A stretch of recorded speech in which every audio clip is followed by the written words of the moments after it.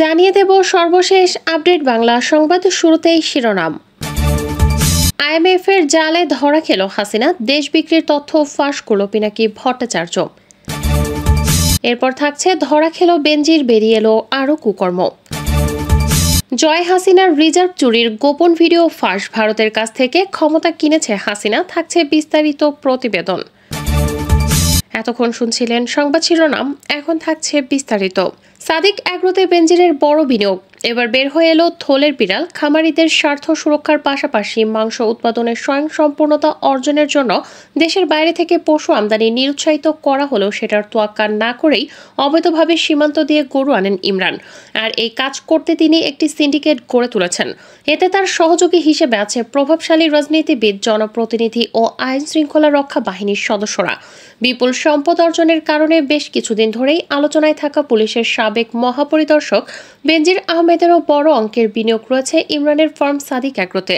খবরে আরও বলা হয়েছে, পুলিশের সাবেক মহাপরিদর্শক বেনজির আহমেদের গোপালগঞ্জের গরুর খামার প্রস্তুত করে দেন ইমরান।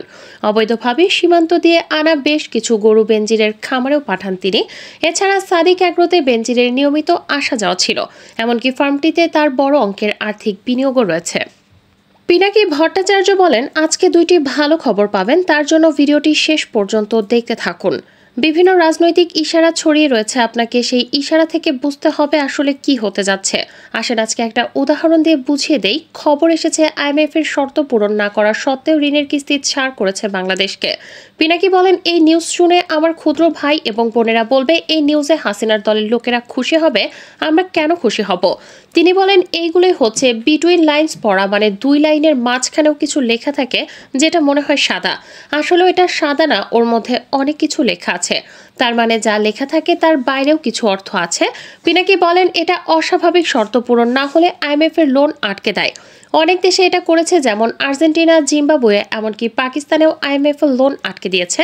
তার মানে বাংলাদেশে এমন কোনো কারণ আছে যেই কারণেই ঋণের কিস্তি দেওয়ার সিদ্ধান্ত নিতে বাধ্য করেছে আইএমএফকে।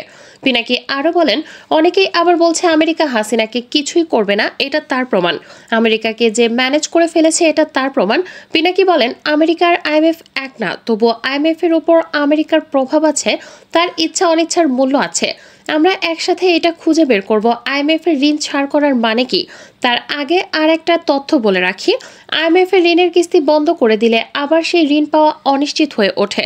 বিভিন্ন আমলাতান্ত্রিক জটিলতার কারণে কয়েক মাস থেকে কয়েক বছর পর্যন্ত লাগতে পারে।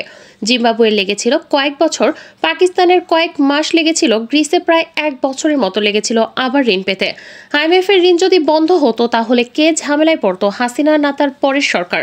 যদি আমরা ধরে নিই হাসিনাই ক্ষমতায় থাকছে তাহলে অন্য কথা, কিন্তু ধরেন আপনি আমেরিকা, আপনি বাংলাদেশ হাসিনার বদলে জনগণের পছন্দের দল সরকার গঠন করুক সেইটা চান, আর এটাও জানেন যে জনগণ অবাধে ভোট দিতে পারলে হাসিনার জেতার কোনো চান্স নেই, হাসিনা গোপালগঞ্জেও জিতবে না। আর যারা পরবর্তী সরকার গঠন করবে তারা আমেরিকার প্রতি বন্ধুভাবাপূর্ণ হবে। তাহলে আপনি ঋণ আটকাতে তখনই যদি হাসিনা দীর্ঘকাল পর্যন্ত ক্ষমতায় থাকবে এটা মনে করতেন। যদি আপনি জানেন হাসিনা শীঘ্রই জয় বাংলা হয়ে যাবে, নতুন সরকার ক্ষমতায় আসবে, তাহলে আপনি এই ঋণ আটকাতেন? আপনি কখনোই এই ঋণ আটকাতেন না। পিনাকি বললেন, এখন বুঝতে পারলেন তো আইএমএফ এর কিস্তি পাওয়াটা কি বোঝায়। আমেরিকা পরের সরকারকে ঝামেলায় ফেলবে না, তাই আইএমএফ এর কিস্তি আটকায়নি। পরের সরকারকে আইএমএফ এবং বিশ্ব ব্যাংকের উপর প্রচুরভাবে নির্ভর করতে হবে লোনের জন্য, এটি একটি খুশির খবর।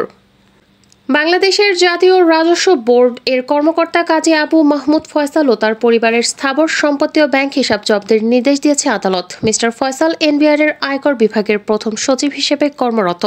দুর্নীতি দমন কমিশনের করা জ্ঞাত আয় বহির্ভূত সম্পদ অর্জনের মামলায় তার নামে বেনামে থাকা সব সম্পত্তি ও ব্যাংক হিসাব ক্রোকের আদেশ দেয় ঢাকা মহানগর দায়রা জজ আদালত। মামলায় দুদকের আইনজীবী মোশাররফ হোসেন কাজল বিবিসি বাংলাকে সব তথ্য নিশ্চিত করেন। বাংলাদেশে বেশ কিছুদিন ধরেই সরকারি কর্মকর্তাদের দুর্নীতি ও অবৈধ সম্পদ নিয়ে ব্যাপক আলোচনা চলছে। সাবেক আইজিপি বেনজির আহমেদের সম্পদ জব্দ করা হয়েছে কয়েক দফায়। জাতীয় রাজস্ব বোর্ডেরই এক কর্মকর্তা, পরে তাকে সরিয়ে দেওয়া হয় মোহাম্মদ মতিউর রহমানের বিপুল সম্পদের ব্যাপারে সামাজিক যোগাযোগ মাধ্যম ও গণমাধ্যমগুলো সরব। আদালতের আদেশে জব্দ করা হয়েছে তার ও তার পরিবারের সব ব্যাংক হিসাব ও শেয়ার বাজারের 16টি বিও হিসাব। এসব আলোচনার মধ্যেই আরেক এনবিআর কর্মকর্তা কাজী আবু মাহমুদ ফয়সালের সম্পদ জব্দের খবর খবর এলো। এ বিষয়ে জানতে বিবিসি বাংলার পক্ষ থেকে মিস্টার ফয়সালের ফোনে কল করা হলেও তা কেটে দেওয়া হয়। মেসেজ পাঠিয়েও মেলেনি সাড়া। দুদক সূত্রে জানা যায়, রাজস্ব বোর্ডের সচিব কাজী আবু মাহমুদ ফয়সাল টাকার বিনিময়ে ইনকাম ট্যাক্স কর্মকর্তাদের বদলি বাণিজ্যের মাধ্যমে বিপুল সম্পদের মালিক হয়েছেন। এছাড়া করদাতাদের ভয়ভীতি দেখিয়ে ঘুষ আদায় করেন। চলতি বছর এসব অভিযোগ দুদকের প্রধান কার্যালয়ে জমা পড়ে। পরবর্তীতে যাচাই বাছাই করে সংস্থাটি অনুসন্ধানের সিদ্ধান্ত নেয়। অনুসন্ধানকালে দুদক ইতিমধ্যে 16 কোটি টাকার সম্পদের খোঁজ পেয়েছে। দুদকের অনুসন্ধানে জানা যায়, সরকারি ক্ষমতার অপব্যবহার করে ঘুষ লেনদেন, দুর্নীতির মাধ্যমে অর্জিত আয়ের উৎস গোপনের উদ্দেশ্যে শাহজালাল ব্যাংক কারওয়ান বাজার শাখায় ফয়সাল নিজ নামে বিভিন্ন এফডিআর হিসাব খোলেন। দক্ষিণ এশিয়ার বৃহত্তম দেশ হিসেবে ভারত বরাবরই নিজের চারপাশে একটি নিজস্ব প্রভাব বলয় তৈরি করতে চেয়েছে, তাতে কোনো ভুল নেই। শুধু বিগত এক দশকের মধ্যেই তারা শ্রীলঙ্কার ক্ষমতাসীন প্রেসিডেন্টের বিরুদ্ধে বিরোধীদের একজোট করার চেষ্টা চালিয়েছে। নেপালের সংবিধান পছন্দ না হওয়ায় স্থলবেষ্টিত ওই দেশটিকে অবরোধের মুখে ঠেলে দিয়েছে। কিংবা ভারতের পররাষ্ট্র সচিব বাংলাদেশে গিয়ে কোনো রাজনৈতিক দলকে ভোটে অংশ নিতে বলেছেন, এমন দৃষ্টান্ত আছে অজস্র। বাংলাদেশে তো এমন একটা ধারণাও তৈরি হয়ে গেছে যে শেখ হাসিনার নেতৃত্বে যে আওয়ামী লীগ সরকার টানা তৃতীয়বারের মতো ক্ষমতায় রয়েছে, সেটা ভারতের সমর্থন ছাড়া কিছুতেই সম্ভব হতো না। ভাস্বতী মুখার্জি মন্তব্য করছেন, হস্তক্ষেপের কথাই যদি আসে তাহলে চীন সেখানে ভারতের চেয়ে অনেক বেশি এগিয়ে। আপনারা বরং চীনা রাষ্ট্রদূতকে জিজ্ঞেস করুন, ভারতের নেইবারহুডে তাদের কিসের এত গরজ? তাইওয়ান স্ট্রেট বা সাউথ ইস্ট চায়না সিতে তারা কি করছেন সেটা তো দেখাই যাচ্ছে। দক্ষিণ এশিয়াকেও কিন্তু তারা ছাড়ছে না, মন্তব্য করছেন তিনি। ভারতের ভূমিকাকে প্রতিবেশী নেপালের অভিজ্ঞতা কিন্তু অন্য কথা বলছে। নেপালি কমিউনিস্ট পার্টির প্রবীণ নেতা ও এমপি ভীম বাহাদুর রাওয়ালের মতে, তার দেশের প্রতিটি ব্যাপারে ভারতের ক্রমাগত নাক গলানোতেই নেপালে ভারত বিরোধী সেন্টিমেন্ট মাথাচাড়া দিয়েছে। মিস্টার রাওয়াল বিবিসি বাংলাকে বলছিলেন, ভারত বারে বারে যেভাবে নেপালের বিভিন্ন ইস্যু মাইক্রো ম্যানেজ করতে চেয়েছে, সেটা কিন্তু দুটো সার্বভৌম দেশের মধ্যে কখনোই মানা যায় না। ৩৫ বছর আগে সে দেশের শান্তিরক্ষী বাহিনী পাঠিয়ে হাত পোড়ানোর পর ভারত শ্রীলঙ্কার ব্যাপারে অনেকটাই সাবধানী অবস্থান নিয়ে চলে। তবে গত কয়েক বছরে সেখানে চীনের ক্রমবর্ধমান প্রভাবে ভারতও কিন্তু নড়ে চড়ে বসেছিল।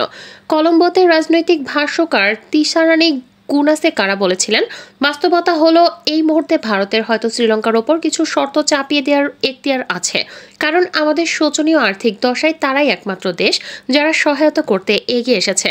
তবে অভ্যন্তরীণ রাজনীতিতে ভারতের ভূমিকা নিয়ে এই অঞ্চলে যে দেশটি চিরাচরিতভাবে সবচেয়ে বেশি আলোড়িত, তা নিঃসন্দেহে বাংলাদেশ। গত ৫০ বছরে বাংলাদেশের রাজনীতিতে ভারত কিভাবে আর কতটা নাক গলিয়েছে তা নিয়ে তর্ক বিতর্কেরও যেন শেষ নেই। বাংলাদেশের সাবেক পররাষ্ট্র সচিব তৌহিদ হোসেনের কথায়, এই অঞ্চলের বাকি দেশগুলোর চেয়ে ভারত আকার, অর্থনীতি, জনসংখ্যা বা সামরিক শক্তিতে এতটাই এগিয়ে যে তাদের জন্য একটা হেজিমনিস্টিক বা আধিপত্যবাদী মনোভাব নিয়ে চলাটা খুব স্বাভাবিক।